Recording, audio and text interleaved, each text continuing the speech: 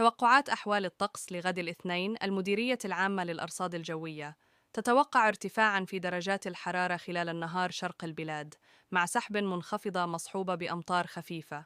من المتوقع أن تعرف الحالة العامة للطقس غداً الاثنين بعض الارتفاع في درجات الحرارة خلال النهار في منطقة الشرق، في الوقت الذي ستتراوح درجات الحرارة الدنيا ما بين 6 و 13 درجة بكل من مرتفعات الأطلس والريف والهضاب العليا الشرقية، وما بين 14 و 12 درجة فيما تبقى من مناطق المغرب.